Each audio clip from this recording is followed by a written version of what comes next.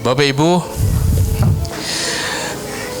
baru saja kita nyanyi kami perlukan, kami butuh Tuhan. Tapi sejujurnya kita perlu berpikir, bertanya terhadap diri kita masing-masing. Seberapa besar saudara membutuhkan Tuhan? How much do you need God? Dan kita perlu tahu, belajar, tahu bahwa kita butuh Tuhan bukan cuma hari ini, tapi setiap saat kita butuh Tuhan. Akan tetapi itu merupakan satu hal yang harus kita pahami benar, bahwa kita butuh Tuhan. Bapak Ibu, mari kita buka Alkitab kita kepada 2 Korintus pasal yang keempat. Kita akan belajar firman Allah dari ayat 1 sampai yang keempat.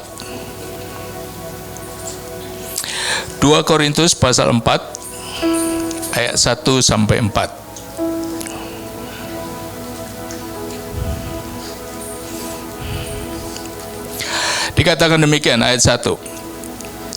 Oleh karena rahmat Allah kami telah menerima pelayanan ini.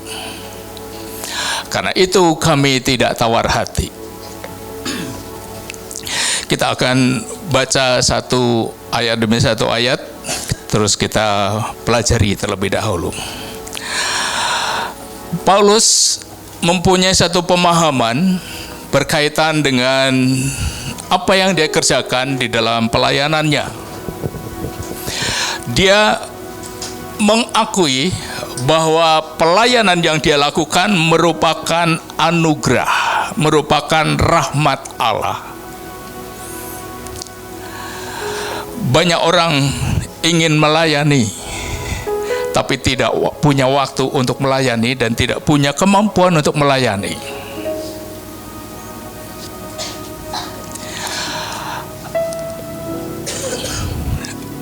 Oleh karena itu, kita yang diberikan kesempatan untuk melayani, baiklah kita belajar memahami lebih dalam lagi. Tidak semua orang Kristen juga mempunyai kesempatan pada hari ini untuk beribadah di tempat mereka biasa beribadah, oleh karena sesuatu hal kesibukan di tempat lain. Tetapi bukan pelayanan, bukan ibadah. Oleh karena itu, kalau kita bisa beribadah, kita harus syukurin. Itu merupakan anugerah, suatu kesempatan yang Tuhan berikan kepada kita. Jadi kita hargai tentang ibadah.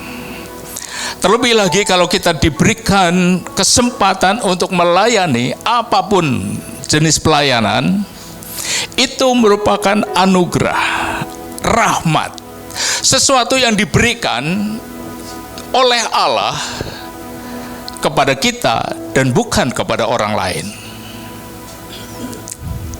Jadi kita perlu belajar menghargai. Amin. Mungkin pelayanan kita bentuknya tidak seperti yang bisa ditonton oleh semua orang. Mungkin pelayanan kita di belakang layar, doa misalnya. Tetapi itu anugerah, dan tidak semua orang diberi kesempatan untuk berdoa. Sama halnya ketika saudara menari, memainkan musik, mungkin singer WL, semuanya anugerah, dan kita harus menghargainya. Haleluya.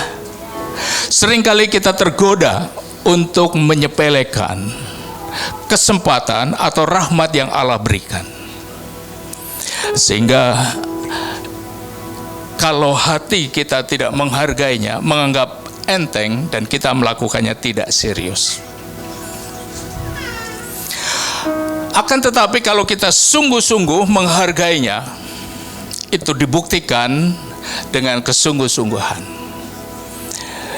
mempersiapkan dengan baik. Sebab tidak semua orang diberikan kesempatan seperti saudara melayani Tuhan. Amin. Dan jangan pernah ada di antara kita yang menyepelekan tugas pelayanan. Dan itu bukan sesuatu yang menyenangkan Tuhan. Ketika kita ditawarin untuk ambil bagian di dalam sebuah pelayanan, apakah di ibadah atau di luar, dan kita menolaknya. Dia menolak karena tidak tahu bahwa pelayanan adalah sebuah rahmat yang tidak diberikan kepada sembarang orang. Mari kita sama-sama hargai pelayanan itu. Belajar menghargai setiap tugas pelayanan. Apakah pelayanan itu di belakang layar atau di depan? Kalau di depan akan kelihatan banyak orang, di sana kita bisa terkenal. Tetapi kalau pendoa nggak kelihatan. Tapi sebenarnya bisa terkenal juga pendoa yang terkenal. Tapi intinya kita melayani bukan supaya kita terkenal di dunia, tapi terkenal di surga. Haleluya. Tuhan mengenal siapa yang hatinya sungguh-sungguh melayani. Tuhan juga mengenal siapa yang hatinya sungguh-sungguh beribadah. Haleluya. Sebab Tuhan, Dia Allah yang senantiasa tertuju kepada setiap kita. Dia memeriksa hati kita. Dia tahu persis apa yang dirasa, digumulkan. Dan Dia juga tahu tentang respons setiap kita kepada Allah. Apakah kita bermain-main ataukah kita sungguh-sungguh? Kita bisa bernyanyi, all I need is you, Lord. Yang kuperlukan semuanya itu Tuhan. Tapi bisa saja sekedar nyanyian. Sebab Tuhan melihat hati. Dan kita perlu belajar seberapa sih kita membutuhkan Tuhan. Bahasa Inggrisnya, how much do you need God? Seberapa besar saudara membutuhkan Tuhan? Dan kita perlu belajar bahwa kita sungguh-sungguh membutuhkan Tuhan. Dan kita harus tahu, how much I have to know, how much I need God. Kalau kita menyadari, maka tidak ada waktu yang kita miliki yang mana kita tidak butuh Tuhan. Dan kita butuh Tuhan bukan cuma hari ini, hari Minggu. Bapak Ibu, pelayanan merupakan satu rahmat. Kesempatan untuk beribadah merupakan satu rahmat yang harus kita hargai. Dan rahmat itu kita terima semuanya. Haleluya. Bukan sekedar tugas waduh di jadwal. Buang sikap seperti itu. Jangan mau melakukan pelayanan kalau dilihat orang, kalau itu besar.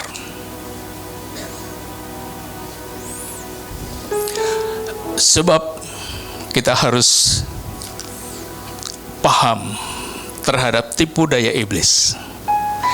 Dan iblis bermain di pikiran, di hati, pikiran hati. Siapa ingin terkenal? Mudah-mudahan tidak ada. Kecuali di surga, terkenal di surga oleh Bapa kita.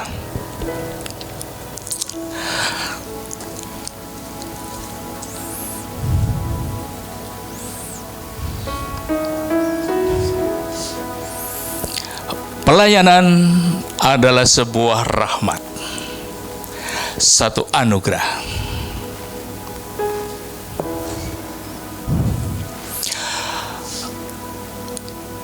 Apapun bentuknya, kesempatan khotbah misalnya, atau pelayanan yang disaksikan oleh banyak orang, ribuan lagi, dan kita semangat oleh karena orang yang memperhatikan pelayanan kita besar.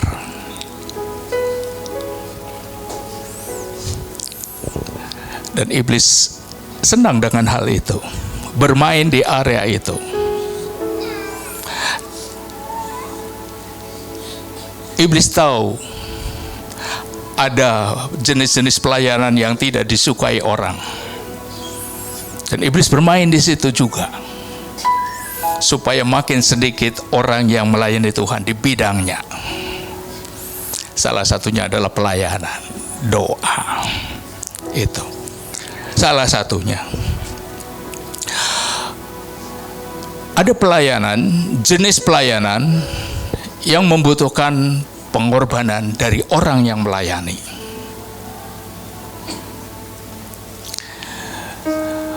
Pengorbanan banyak hal. Mengorbankan waktu, mengorbankan kepentingan, mengorbankan harta benda, dan mengorbankan keamanan jiwanya atau keselamatannya. Tapi itu pelayanan. Itu pelayanan yang resikonya tinggi. Salah sedikit kita mati. Tapi ada pelayanan yang ketika jatuh nggak mati. Nah, pelayanan-pelayanan yang menuntut satu korban dari diri kita yang melayani tidak disukai oleh orang. Termasuk Pak Kris harus belajar memikirkannya terlebih dahulu, merenungkan tentang fakta melayani tidak enak. Ada sisi lain, melayani enak. Bisa disambut, bisa dilayani, bisa di entertain. Tetapi apapun jenis pelayanannya tetap pelayanan. Kalau kita paham bahwa itu merupakan anugerah atau rahmat. Pelayanan yang bisa memberikan satu semangat, satu kebahagiaan, kesenangan di dalam diri kita yang melayani, maupun pelayanan yang membuat kita dipaksa untuk nangis, dipaksa untuk memberanikan diri karena takut. Tapi semuanya tetap pelayanan. Dan pelayanan itu anugerah. Teman-teman mahasiswa yang sebentar lagi akan diutus atau mengutus diri terjun ke dalam dunia situasi yang berbeda-beda. Ingat, saudara ada di sana untuk melayani, dan pelayanan adalah rahmat. Katakan, pelayanan adalah rahmat. Haleluya. Suka duka di dalam pelayanan itu tetap rahmat. Supaya kita tidak takut ketika kita diberi bagian pelayanan yang membutuhkan korban dari diri kita, apapun itu, kita harus ingat, setiap jerih payah yang kita lakukan di dalam pelayanan ada upahnya di sorga, dipegang oleh Allah, dan Dia bisa berikan selama atau pada waktu kita masih hidup di bumi. Kalau tidak, di bumi kita yakin Allah itu Allah yang adil, dan Dia menyimpannya supaya harta di surga kita semakin besar. Amin. Setiap jeripaya, setiap korban itu punya nilai. Kalau kita anggap itu sebagai rahmat. Jadi jangan komplain ketika dibagi sebuah tugas pelayanan. Ketika diutus ke suatu tempat. Minggu yang lalu saya memberi kesaksian kilas balik tentang memulai pelayanan. Kita mulai dengan 4 orang anak sekolah minggu. Dan kita punya kewajiban untuk menghidupi diri sendiri dan tidak punya pekerjaan. Kita bergumul untuk kebutuhan kita sendiri, tapi kita bergumul juga untuk kebutuhan pendirian gereja sidang jemaat Allah pada waktu itu, yang dimulai di sebuah rumah yang kita sewa, dan jemaatnya cuma 4 anak sekolah minggu.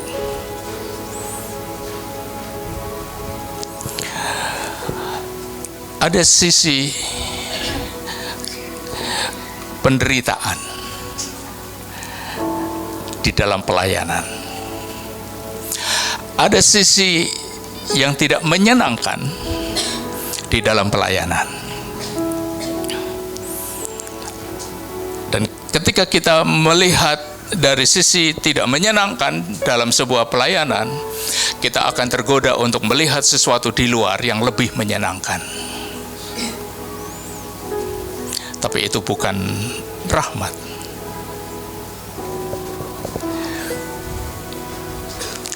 Hargai setiap pelayanan yang Tuhan berikan kepada kita.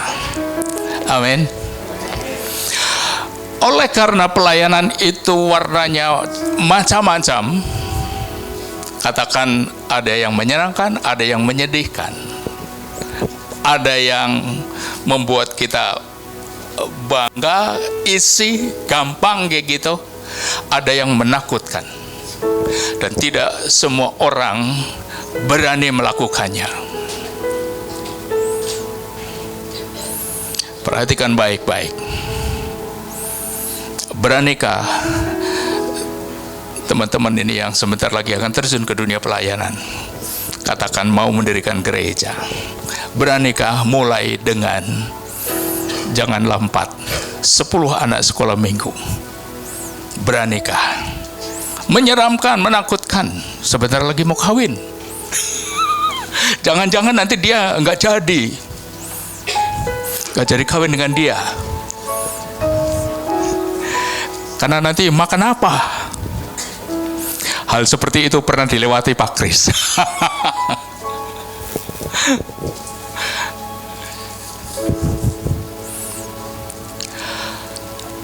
Pelayanan mengandung risiko. Terus Paulus melanjutkan suratnya begini.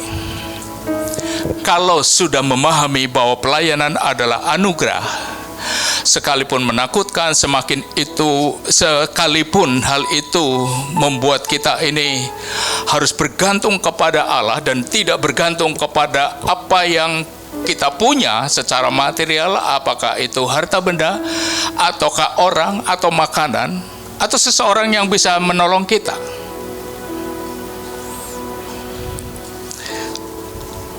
Kalau kita paham bahwa pelayanan merupakan satu penugasan, satu rahmat, maka kita akan mengikuti teladan daripada orang yang sudah pernah mengalaminya. Paulus berkata, karena itu kami, artinya timnya, bukan cuma Paulus, tapi timnya dan semua orang yang melayani, yang tahu bahwa pelayanan merupakan sebuah rahmat Allah, maka dampaknya dari pemahaman itu, ketika menghadapi sesuatu yang tidak menyenangkan di hati, kami tidak tawar hati. Tidak tawar hati artinya kami tetap semangat, kami tetap menikmati di tengah-tengah kesedihan. Ada sebuah ayat berkata, siapa menabur dengan menitikan air mata akan pulang dengan membawa berkas-berkas tuaian. Jadi satu sikap yang harus kita miliki, kita bangun di dalam setiap kita para pelayan, setiap kita sebenarnya pelayan Tuhan, itu tidak mudah tawar hati. Ini pelajaran yang masih Pak Kris ikutin.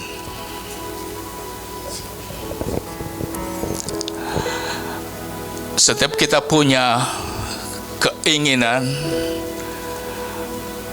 punya rasa kesenangan, tetapi ketika diperhadapkan dengan pelayanan, kita harus mengenal pelayanan seperti apa. Seperti apapun itu tetap anugerah rahmat Tuhan. Sehingga kita harus memahami akan hal ini. Tidak tawar hati.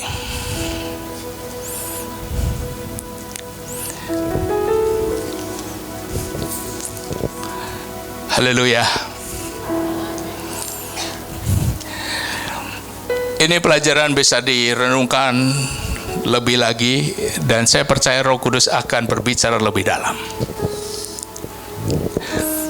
Ketika menghadapi tantangan, ketika menghadapi ancaman dalam pelayanan, nasihat firman Allah ini, jangan tawar hati. Tetap semangat, sebab saudara menderita, diperhadapkan kepada sesuatu yang menakutkan untuk Tuhan, bukan untuk diri kita sendiri. Kalau untuk diri kita sendiri, kita tidak bisa berharap ada upah di sorga.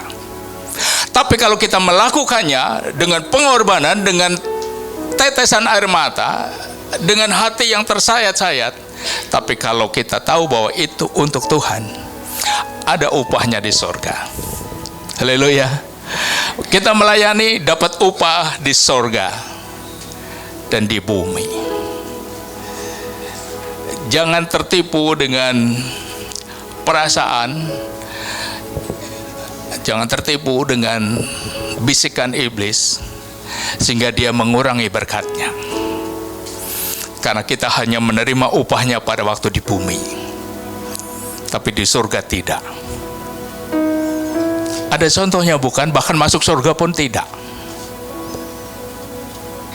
Karena pada hari akhir dia ditolak, tidak diizinkan masuk surga. Sudah menyembuhkan orang sakit demi nama Yesus, membangkitkan orang mati dan hidup demi nama Yesus, melepaskan orang dari ikatan kegelapan demi nama Yesus dan lepas. Tapi Yesus berkata, aku tidak kenal engkau, siapa kau? Oke. Ayat yang kedua, tetapi kami menolak segala perbuatan tersembunyi yang memalukan. Kami tidak berlaku licik dan tidak memalsukan firman Allah. Sebaliknya kami menyatakan kebenaran. Dengan demikian kami menyerahkan diri kami untuk dipertimbangkan, untuk dihakimi, untuk dinilai benar salahnya oleh semua orang di hadapan Allah. Nah, mari kita bahas kalimat yang pertama. Kami menolak segala perbuatan tersembunyi yang memalukan. Kami tidak berlaku licik dan tidak memalsukan firman Allah. Saya akan bahas tentang memalsukan firman Allah. Itu kebenaran. Kebenaran Allah dan bukan kebenaran manusia.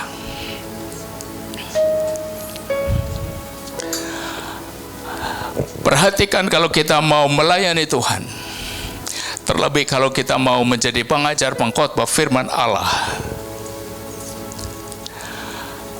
waspada dengan firman Allah yang kita khotbahkan. Jangan memanfaatkannya untuk kepentingan diri sendiri, untuk keuntungannya sendiri, untuk kebenarannya sendiri dan bukan kebenaran Allah. Bagaimana bisa memahami akan hal ini? Ada banyak hal, tetapi yang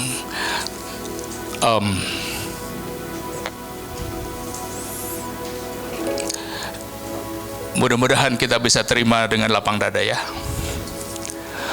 Ada orang-orang yang mengambil firman Allah untuk membela kebenarannya diri sendiri, bukan membela kebenaran Allah. Untuk memaksakan kepada situasi kita sendiri dan tidak memahami tentang apakah firman Allah itu sifatnya doktrin dogmatis atau sifatnya khusus. Saya berbicara atas kebenaran firman Allah.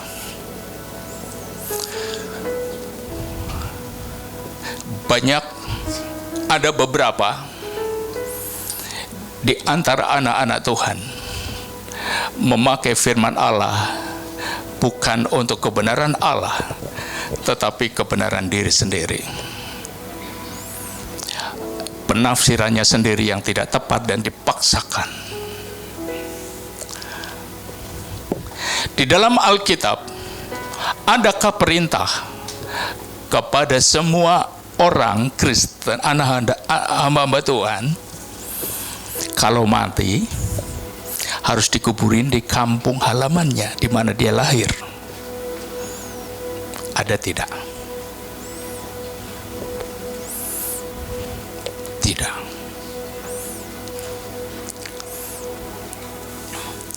Tapi ayat itu dipakai untuk menutupi kebenaran, menutupi kesalahannya sendiri dan dianggap sebagai kebenaran.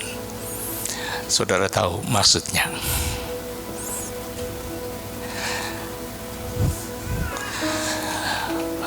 Saya punya prinsip, di mana saya hidup,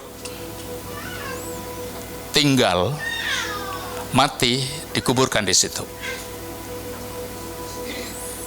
Saya tidak punya kampung halaman. Gak perlu dibawa ke kampung halaman. Tidak ada daftarnya di sana. Saya sudah menjadi warga Bekasi. Jadi mati dikuburkan di Bekasi. Haleluya. Karena kita seorang murid pembelajar, saya ajak saudara untuk meningkatkan level posisi saudara sebagai murid yang katakanlah mahasiswa. Harus banyak menggunakan pikiran sendiri. Karena ini sesuatu yang sensitif, jadi saudara pakai pikiran sendiri. Paham ya akan apa yang saya sampaikan. Tetapi intinya adalah jangan sampai kita memutarbalikan kebenaran. Itu adalah caranya iblis. Dari zaman dahulu ketika dia mencobai Adam dan Hawa, dia memutarbalikkan firman Allah. Dan ketika dia mencobai Yesus juga dia memakai firman Allah. Ketika dia mencobai kita, dia berusaha memakai firman Allah.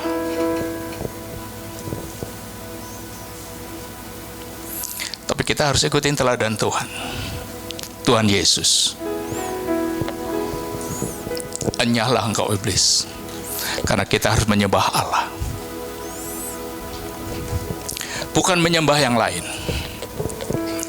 Hari ini kita diperhadapkan kepada peperangan atau perlombaan pertandingan kehidupan, yang mana musuh kita yang kita hadapi adalah penghulu, penguasa, pemerintah di udara yang kita tidak bisa lihat dengan mata. Dialah malaikat-malaikat yang jatuh, para setan, malaikat-malaikat jahat, berusaha untuk memutarbalikkan kebenaran. Maaf, bukan keadaan, kebenaran.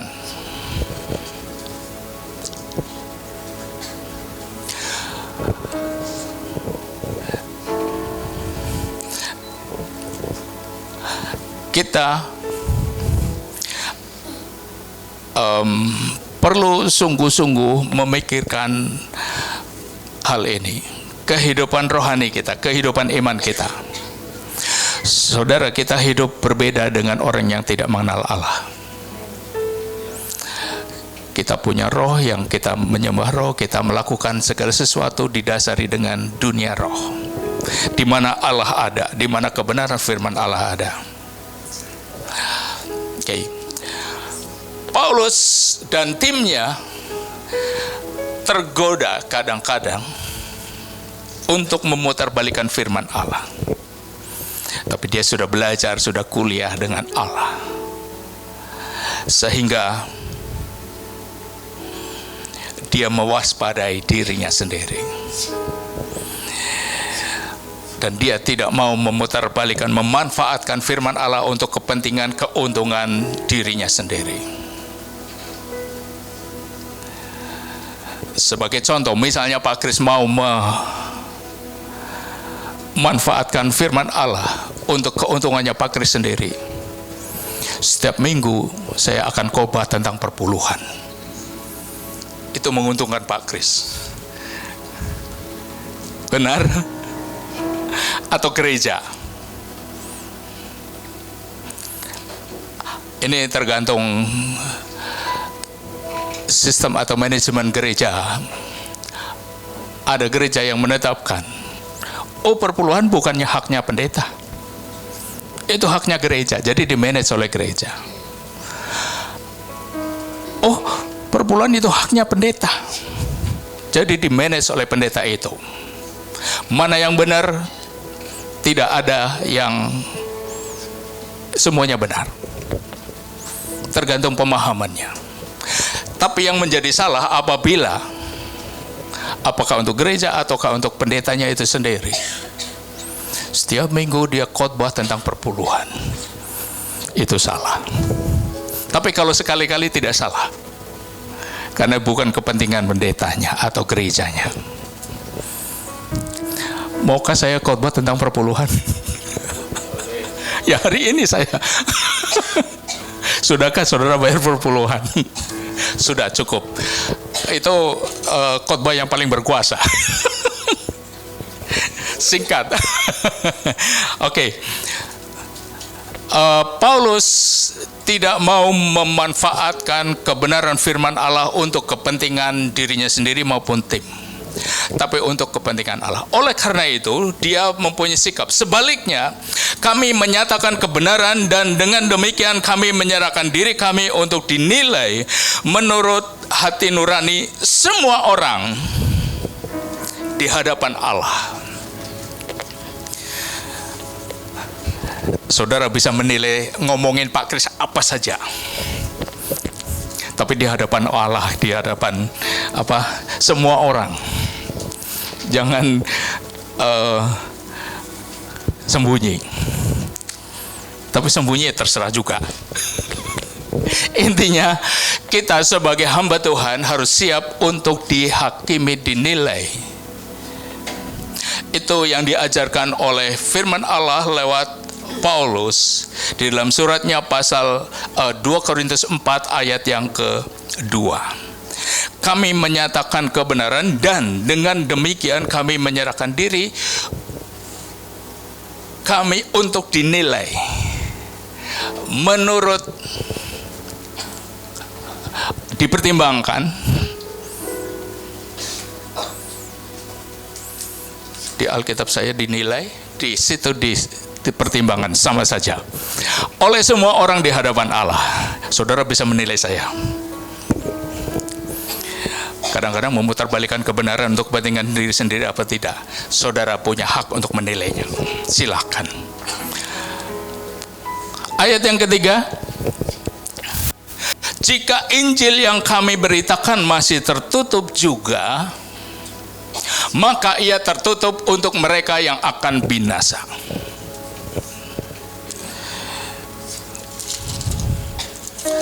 Ayat 3. Jika Injil yang kami beritakan itu tertutup, masih tertutup juga. Ia tertutup untuk mereka yang akan binasa.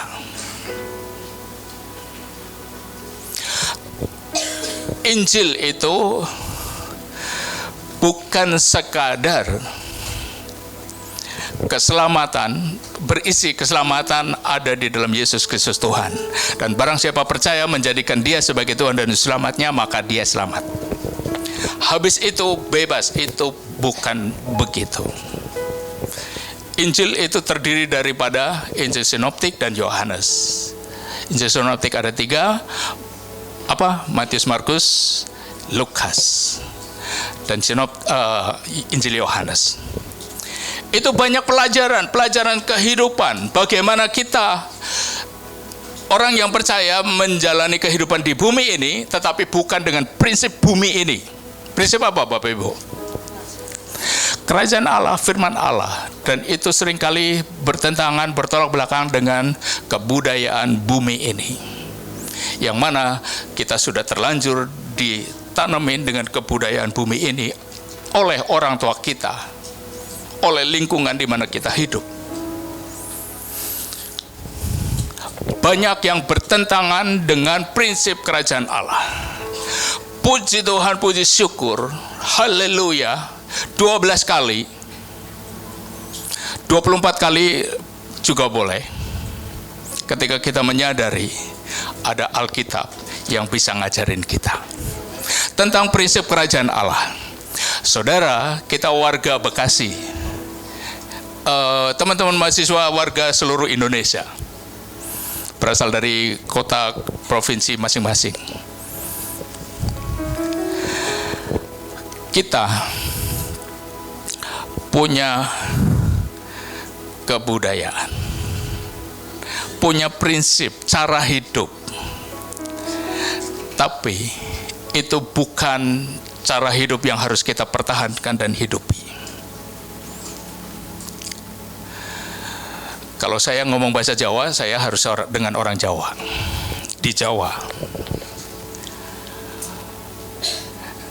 Tapi ketika kita menyadari bahwa kita warga kerajaan surga, kita sebenarnya pendatang di bumi ini. Dan budaya kita bukan budaya dari mana kita berasal, suku apa. Saudara pahamkah? Budaya kita adalah budaya kerajaan Allah, yang kita terapkan di tengah-tengah dunia yang sedang menerapkan budaya lingkungannya. Lingkungan kita adalah firman Allah, hadirat Allah. Bisakah kita memahaminya? Budaya kita bukan budaya dari mana kita lahir. Budaya kita adalah budaya kerajaan Allah. Beranikah kita mengikuti kebudayaan, prinsip-prinsip kebenaran kerajaan Allah? Ini serius.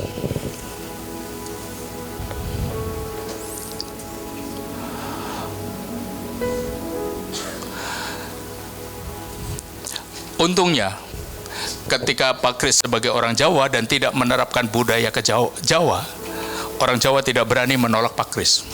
Tidak ada penolakan di sana.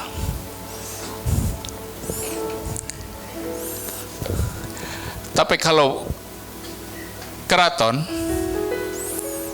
atau yang ingin memelihara budayaan Jawa, bisa jadi mereka menolak Pak Kris.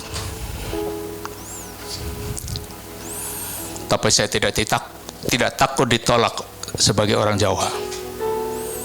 Mereka tidak mengakui juga nggak apa-apa. Jadi orang mana? Orang surga. Kamu berasal dari mana? Saya bukan berasal dari Jawa. Yesus pernah berkata, mereka ini yang mengikuti dia, yang percaya kepada dia, mereka bukan berasal dari dunia. Di dalam Yohanes 17, baca di situ. Kita bukan berasal dari dunia, tapi berasal dari surga, kerajaan Allah. Kita ini pendatang di bumi ini. Ini menggoncangkan iman saudarakah? Firman Allah ini. Prinsip yang kita lakukan, jalankan, terapkan di bumi ini adalah prinsip kerajaan Allah. Tidak semua budaya itu jelek, tapi banyak unsur-unsur budaya yang arahnya kepada penyembahan berhala.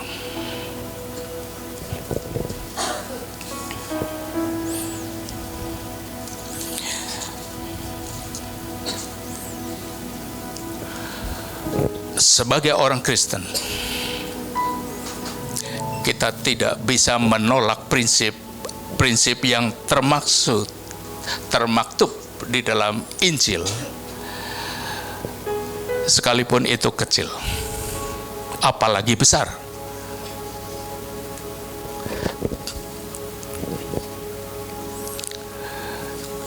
Jika Injil yang kami beritakan masih tertutup juga,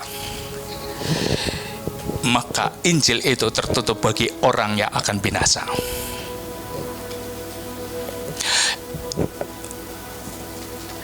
Ini kontekstualnya kepada orang yang tidak menjadi bagian kita.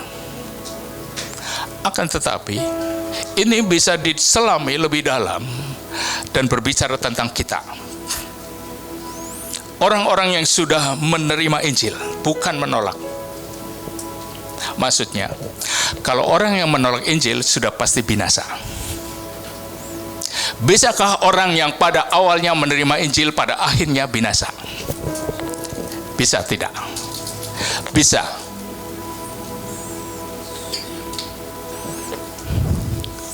Oleh karena itu, mari kita berbicara tentang kata binasa itu berarti tidak selamat. Mari kita berbicara tentang keselamatan. Kita adalah orang-orang yang sudah sedang diselamatkan. Amin. Tapi akhirnya kita belum tahu. Kita berharap akhirnya tetap selamat. Oke. Mungkin ada yang pernah mendengar sebuah ajaran, sekali selamat tetap selamat. Ada yang menolak, ada yang menerimanya. Sebenarnya jangan menolak, jangan menerima. Sebab tergantung pemahaman. Kalau seseorang hidup di dalam Injil dan prinsip-prinsipnya 100%, dia sekali selamat tetap selamat. Tapi kalau awalnya saja kita percaya menerima Injil, pada langkah-langkah berikutnya kita mengabaikannya, malah percaya kepada bisikan roh kegelapan dunia, keselamatan bisa hilang. Nah, oleh karena itu, mari kita lihat di dalam Filipi 2 ayat 12.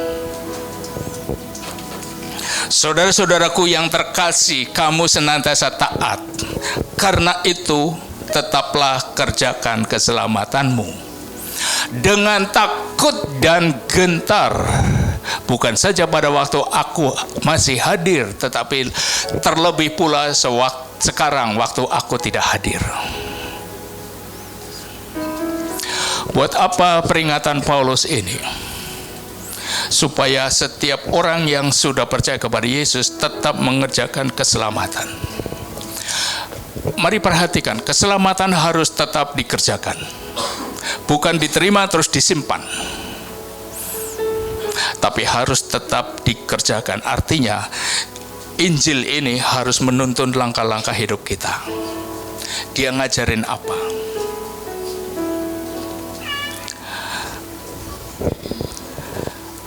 Kalau Injil mengajarkan supaya kita mengampuni yang menyakiti kita, harus kita terapkan.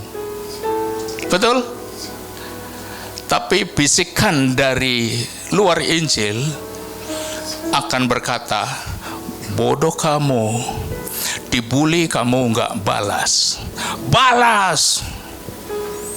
Kalau perlu yang lebih jahat, supaya dia tahu rasa. Itu bisikan roh kegelapan. Dan prinsip kerajaan Allah tidak berubah oleh karena situasinya. Waduh, ini anakku dirugikan, dan dia akhirnya mengubah firman-Nya. Tidak. Firman-Nya begitu keluar tetap itu, tidak berubah. Dan dia mengunci dengan, kalau engkau tidak mengampuni, maka Bapamu yang di surga tidak mengampuni engkau.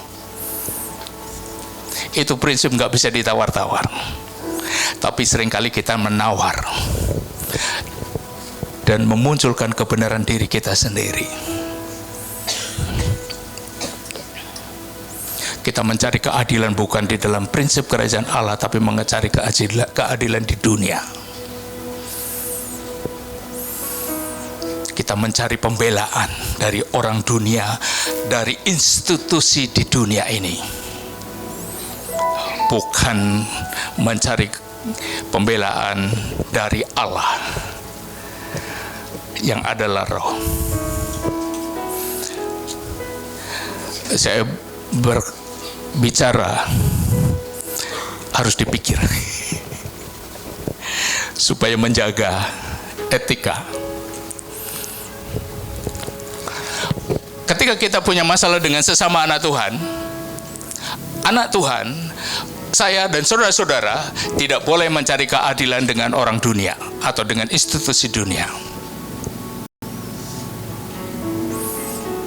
Jangan lapor-lapor, runyam urusannya. Tahu, paham anak-anak teman-teman mahasiswa, Bapak Ibu Saudara Jemaat GPI Galilea, kalau ada permasalahan dengan sesama, selesaikan sendiri, berdamai, bukan diperdamaikan orang, tapi kita berdamai. Kita harus menjadi pembawa damai. Itu prinsip Injil. Dan kita tidak boleh mencari keadilan di luar daripada kebenaran firman Allah. Haleluya.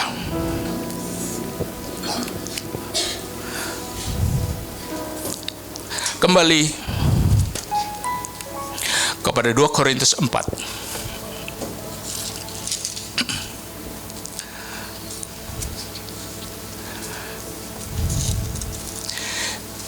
Jika Injil yang kami beritakan masih tertutup, maka itu tertutup bagi orang yang mau binasa.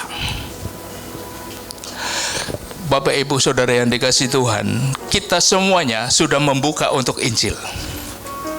Itu sebabnya kita percaya dan kita ada di tempat ini.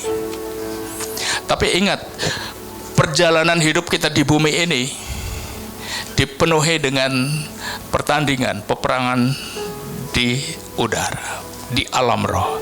Dan itu bisa membuat kita mengabaikan tentang keselamatan yang kita sudah punya, dan kita tidak mengerjakannya. Kalau dikatakan di dalam Filipi 2 ayat 12, kita harus mengerjakan keselamatan kita masing-masing, artinya keselamatan ini harus dikerjakan. Kalau tidak dikerjakan, selamat apa tidak? Berpikir secara sederhana dulu, logis. Kalau nggak dikerjakan, selamat tidak? Tidak. Kalau ada yang mengatakan selamat, buat apa ayat ini ditulis? Karena sekali selamat tetap selamat. Dalam satu sisi, kalau saudara hidup di dalam Tuhan, sekalipun sekali selamat tetap selamat. Tapi tidak semua kita berdoa terus kerjaannya setiap hari. How much do you need God? Sejauh mana saudara butuh Tuhan? Pada waktu menghadapi permasalahan, ataukah tidak ada permasalahan pun kita butuh Tuhan. You need God. Engkau membutuhkan Tuhan in big situation, di dalam situasi yang besar, in big problem, di dalam masalah yang besar, and you need God in the little problem. kita juga butuh Tuhan di dalam masalah-masalah yang kecil. Every time we need God. Lagi sibuk, lagi di rumah, lagi di jalan, lagi di pasar, lagi di kantor, lagi di pabrik, lagi di sawah, lagi di mana saja kita butuh Tuhan. Amin. Kita tidak membutuhkan Tuhan hanya pada waktu kita sedang mengalami permasalahan atau membutuhkan sesuatu. Kita butuh Tuhan setiap saat. Tapi ini harus dipelajari. How much do you need God? Berapa besar saudara butuh Tuhan?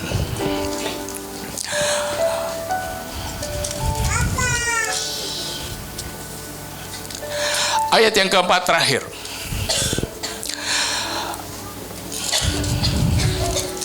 Karena ini sambungan dari ayat yang ketiga, saya baca sekali lagi ayat yang ketiga. Jika Injil yang kami beritakan masih tertutup juga, maka Injil itu tertutup untuk mereka yang akan binasa. Jangan sampai kita masuk ke bagian mereka ya. Tapi bisa kalau tidak dikerjakan keselamatannya. Yaitu orang-orang yang tidak percaya, yang pikirannya telah dibutakan oleh ilah zaman ini, sehingga mereka tidak melihat cahaya Injil tentang kemuliaan Kristus yang adalah gambaran Allah. Kita bahas, kita pelajari ayat yang keempat ini. Orang-orang yang tidak percaya. Kenapa mereka tidak percaya? Kenapa orang-orang dunia ini sulit untuk percaya, untuk bertobat? Kita akan melihatnya dari sisi rohani. Ada apa dengan mereka?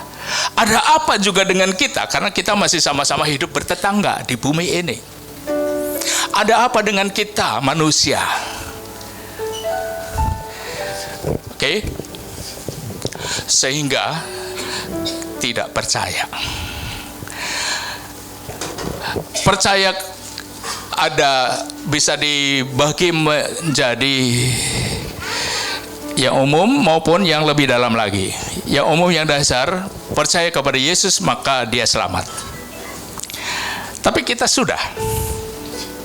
Tapi karena keselamatan harus dikerjakan, maka tidak berhenti di situ. Yang penting saya masih mengakui Yesus Tuhan. Hidup semaunya sendiri, jangan seperti itu. Seperti yang dibiasakan oleh orang lain. Sebab budaya kita adalah budaya kerajaan Allah. Perhatikan. Orang-orang tidak percaya oleh karena pikiran mereka dibutuhkan oleh apa? Ilah zaman ini. Ilah zaman ini itu sama dengan setan. Yang kita tidak lihat tapi keberadaannya itu nyata. Kita imani, percaya akan hal itu.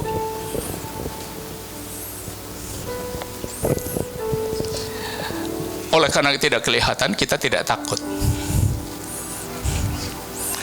Kalau kelihatan, ada setan di belakangmu, takut kita. Tapi sebenarnya dilihat nggak dilihat, dia bisa ada di belakang saudara, ada di samping saudara, bahkan bisa berpijak di hati saudara. Iblis belum tentu menakutkan, ya kan? Kadang-kadang menyenangkan. Aduh, enak bergaul dengan dia, enak pokoknya. Dia tahu isi hati kita, kesukaan kita, dan dia bersedia mengikuti kemauan kita. Enak bersahabat dengan iblis. Iya kan? Tapi jarang orang ngomong begitu sih. Cuman tidak disadari. Sebab dia adalah roh. Nah, ilah zaman itu setan, roh jahat. Dia membutakan banyak orang. Bisa jadi dia membutakan kita juga. Membutakan kita dari apa? Melihat cahaya kemuliaan Injil. Melihat berkat-berkat Injil, firman Allah yang dia sediakan. Bisa membutakan pikiran kita, hati kita.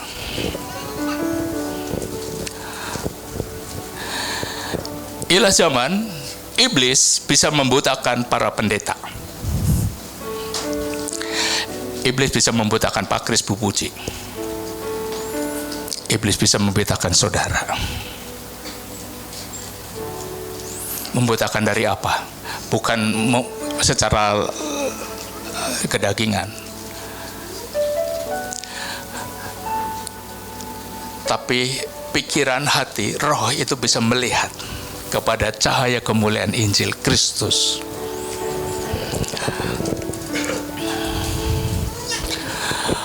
Sebagai contoh,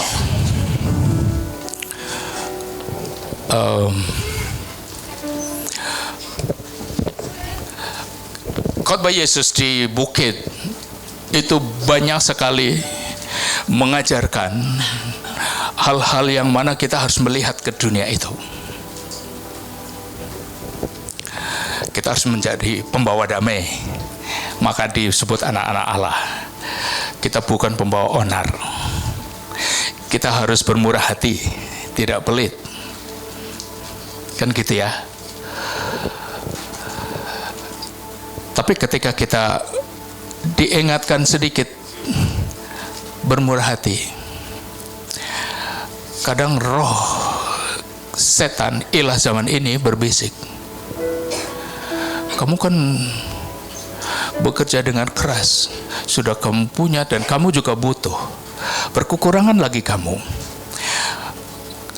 Jadi nggak usah beli, nggak usah kasih. Sekalipun dia merengek-rengek minta tolong, kan gitu ya.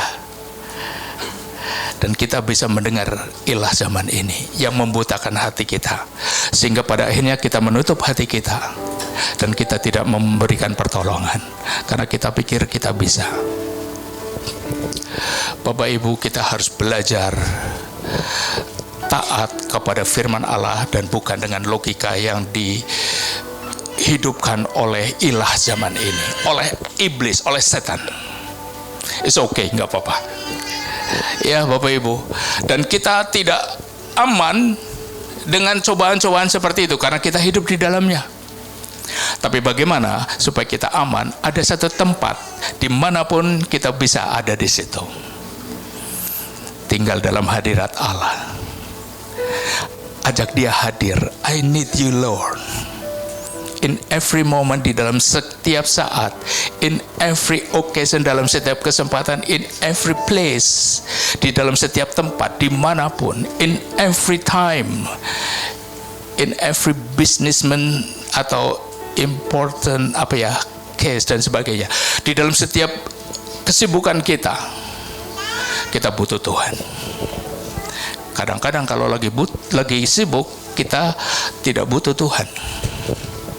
Ketika kita berpikir kita tidak butuh Tuhan, disitulah kita sudah termakan oleh ilah zaman ini. Ketika kita ingin melakukan seperti yang Tuhan perintahkan lewat Injilnya, dan pikiran berkata jangan, dan diingatkan untuk hal-hal yang lain, itu kita sedang mengikuti ilah zaman ini. Makanya Paulus berkata kepada jemaat di Efesus, perjuangan kita bukan melawan darah dan daging, tetapi penghulu penguasa kerajaan angkasa, roh-roh jahat di udara. Saudara butuh udara setiap saat untuk dihirup. Itu udara. Dan disitulah iblis hidup. Dan dia main di medan perangnya, yang dia pakai adalah di mental, di pikiran, di hati.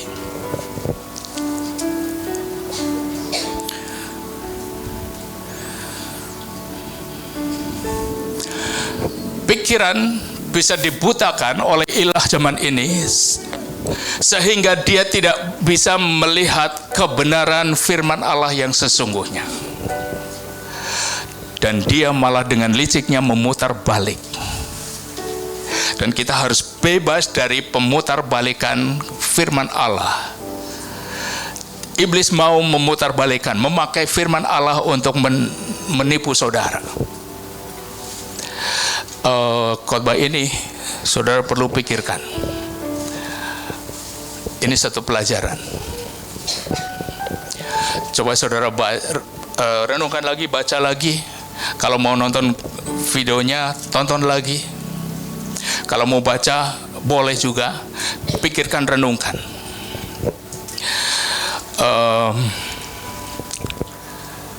Ialah zaman ini membutakan kita.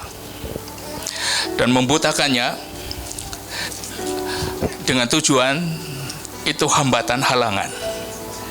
Kebutaan menghalangi kita untuk melihat kemuliaan Allah.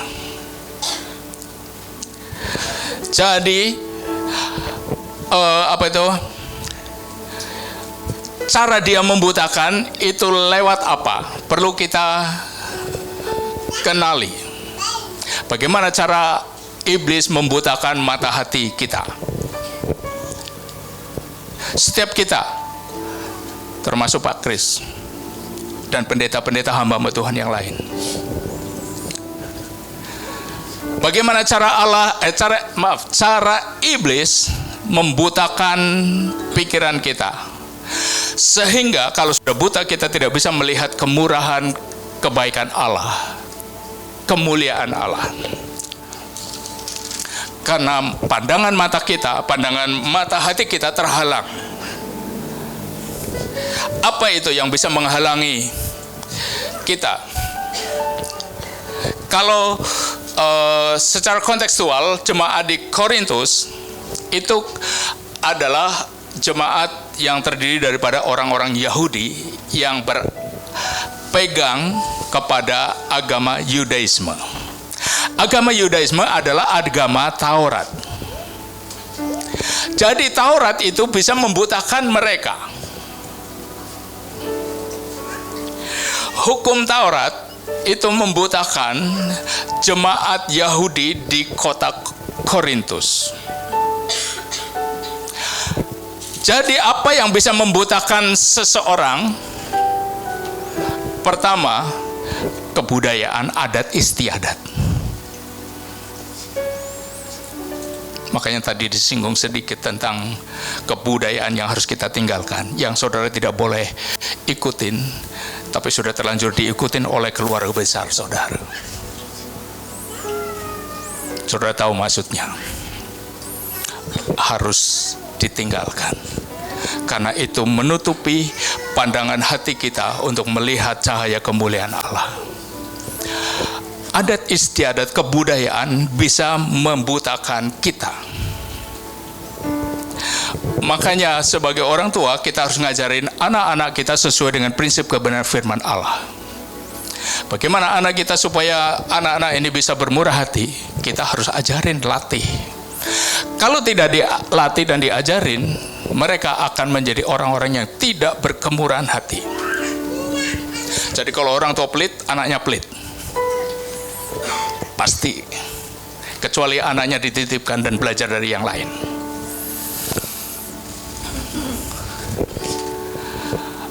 Agama bisa membutakan seseorang.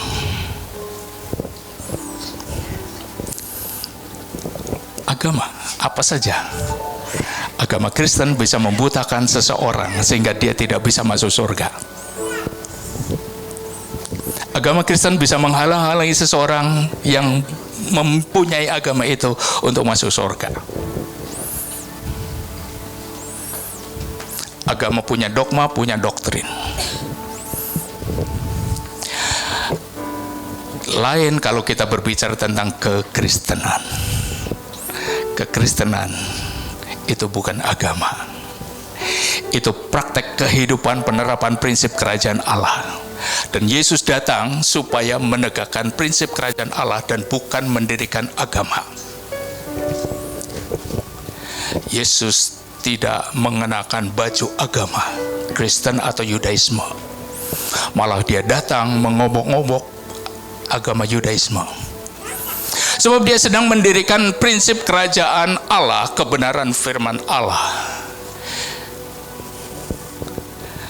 Agama bisa menghalang-halangi seseorang untuk percaya kepada Injil. Termasuk agama kita sebagai agama Kristen. bisa menghalang-halangi saudara tidak masuk kepada keselamatan yang sesungguhnya. Sebab kekristenan bukan agama. Kita dimasukkan kepada agama karena itu praktek yang harus diresmikan, yang harus legaliskan oleh karena kita hidup di dalam sebuah pemerintahan negara. Tapi pada dasarnya Kristen itu agama, tapi kekristenan bukan agama. Kekristenan adalah prinsip atau penerapan prinsip kerajaan Allah, kebenaran firman Allah. Apa yang bisa menghalang-halangi seseorang untuk menerima, melihat cahaya kemuliaan Allah? Adat, budaya, agama. Kalau ada yang berfilsafat, filosofi bisa menghalang-halangi seseorang.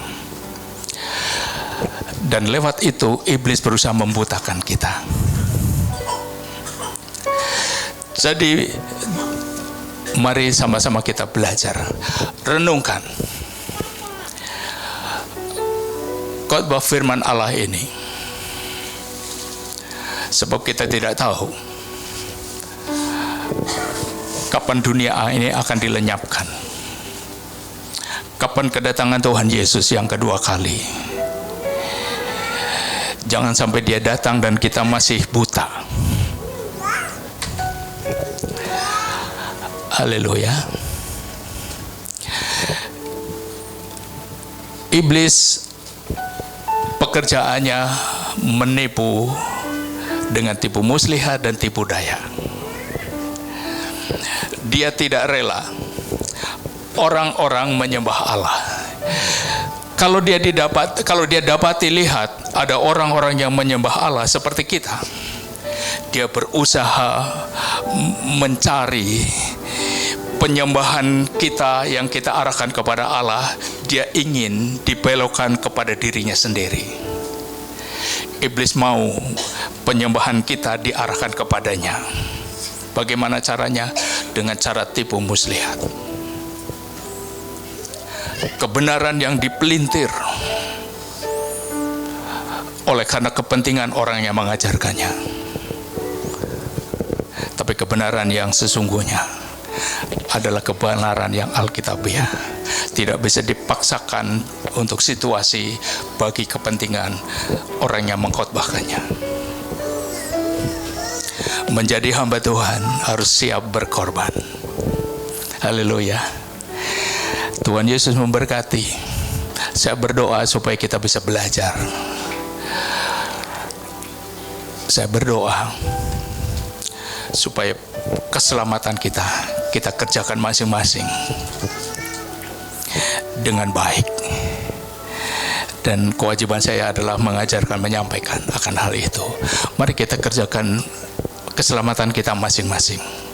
Saya tidak bisa mengerjakan untuk istri saya, untuk anak saya, untuk saudara apalagi. Saya hanya bisa mengerjakan keselamatan saya sendiri. Tapi menularkan tentang prinsip ajarannya itu bisa. Ayo kerjakan keselamatan kita masing-masing. Jangan biarkan hilang.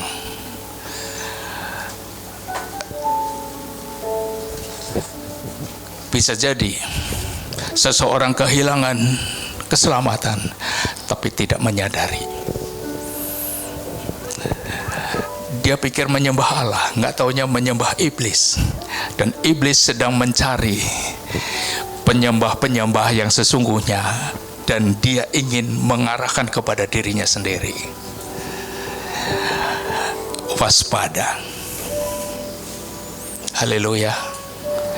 Jalani kehidupan kekristenan saudara dengan sungguh-sungguh. Kerjakan keselamatanmu dengan takut dan gentar. Kenapa dengan takut dan gentar? Karena iblis itu. Jangan sampai kita tertipu.